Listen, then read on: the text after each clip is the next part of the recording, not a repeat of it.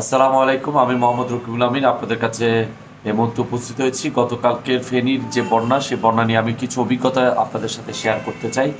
প্রথমত হচ্ছে সেই গতকাল আমি নিজে স্বচক্ষে যেটি দেখেছি, আসলে যা দেখে আমি উপলব্ধি করতে পেরেছি সেটি হচ্ছে যারা বোর্ড নিয়ে যাচ্ছে, প্রত্যেকটি বোর্ডের ভিতরে দেখা গেছে 10 জন 15 জন করে রেস্কিউর লোকরাই ওখানে স্বেচ্ছাসেবকরা উপস্থিত হচ্ছে, যার কারণে উদ্ধার তৎপরতাটা আমরা যতটুকু দেখেছি, উদ্ধার ক্ষেত্রে বেশি মানুষ ওই বোর্ডে আর আনতে পারছে না। ওই এক একটা বোর্ডে 5 জন বা 6 জন বা 7 জন সর্বোচ্চ লোক নিয়ে আসতে পারছে, বা 10 জন। কারণ অনেক জায়গায় আছে বড় বোর্ডগুলো ঢুকতেছে না, ছোট ছোট বোর্ডগুলোকে নিয়ে মুভ করতে হচ্ছে। সেক্ষেত্রে দেখা যাচ্ছে যারা রেস্কিউ স্বেচ্ছাসেবকের দায়িত্বে আছে তারাই বোর্ড ভর্তি লোক হয়ে যাচ্ছে। এই বিষয়টা খুব নজরে আসছে। আমরা এটা নিয়ে বেশ মুড়িগঞ্জের যে পয়েন্টটা আমি বিশেষ করে গতকালকে আমার 2টা বোট এবং খাদ্যদ্রব্য নিয়ে আমরা উপস্থিত হয়েছিলাম। আমরা যেটা দেখতে পেয়েছি, বোটগুলোর মধ্যে বড় বড় বোটগুলো অনেক গ্রামে ঢুকতে পারতেছে না। কিছু বোট দেখা যাচ্ছে ছোটো বোটগুলো নিয়ে মুভ করতে, কিন্তু ছোটো বোটগুলো নিয়ে মুভ করতে গেলে যেখানে 10 জন বা 15 জনের বেশি ক্যারি করা যায় না, সেক্ষেত্রে যদি যারা স্বেচ্ছাসেবক বা রেস্কিউ যারা যাচ্ছেন তারা নিজেরাই 10 জন বা 15 জন দেখা যাচ্ছে বোটগুলোতে, এবং তাদেরকে অনেকবার রিকোয়েস্ট করার পরও আমরা তাদেরকে বোট থেকে নামাতে পারি নাই।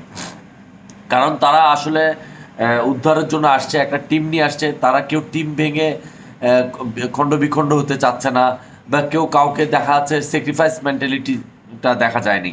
তো যার কারণে বলবো, যারা বোর্ড নিয়ে আজকেও যারা চট্টগ্রাম থেকে যারা রওনা দিবেন বা ঢাকা থেকে যারা আসবেন, বিশেষ করে ঢাকা থেকে যারা আসে তারা ফেনী শহর হয়ে তারা মুভ করেন। আর যারা চট্টগ্রাম থেকে আসে তারা বেশিরভাগ মুড়িগঞ্জ পয়েন্টটাকে ব্যবহার করতেছেন, অথবা শুভপুর পয়েন্টটাকে ব্যবহার করতেছেন।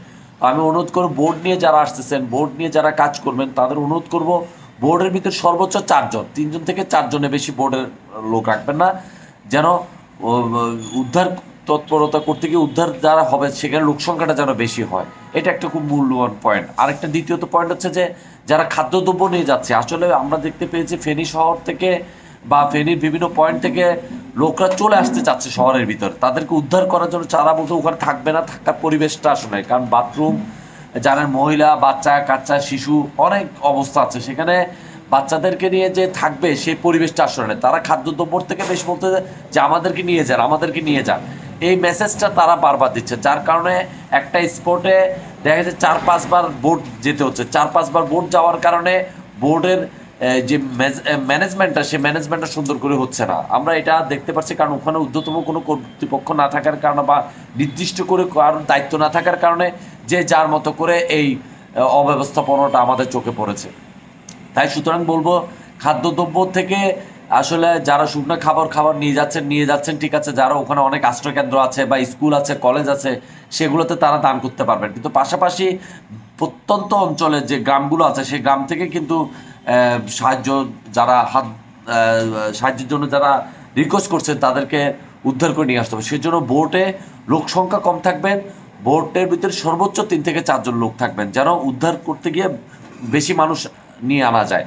যাই হোক, সবাইকে শেয়ার করবো। আরেকটা বিষয় হচ্ছে যে যারা ঢাকা চিটাং হাই রোড ব্যবহার করতেছেন, বোর্ডের যে নৌকাগুলো চট্টগ্রাম থেকে, আমরা যেটা বিশেষ করে আমি সেই বিষয়টা আমরা কয়েকটা বারোইহাটের পয়েন্টের থেকে আমি যে কাজটা করেছি বেশিরভাগ, সেটা হচ্ছে বোর্ডের নৌকাগুলোকে আমরা রং সাইড দিয়ে যাওয়ার ব্যবস্থা করছি। রং সাইড দিয়ে যাওয়ার কারণে মুড়িগঞ্জ খুব চট্টগ্রাম থেকে যে গাড়িগুলো বোর্ড নিয়ে আসছে তারা খুব সহজে মুড়িগঞ্জ পৌঁছে দিতে পারছেন রং রোড ইউজ করে। ঠিক তদুপরি ঢাকা থেকে যারা আসছেন বা অন্য জায়গায় ওই দিক থেকে যারা আসছেন, তারা রং সাইডটা ব্যবহার করবেন, খুব সহজে আপনারা মুড়িগঞ্জের পয়েন্টে বা ফেনী শহরের পয়েন্টে চলে যেতে পারবেন।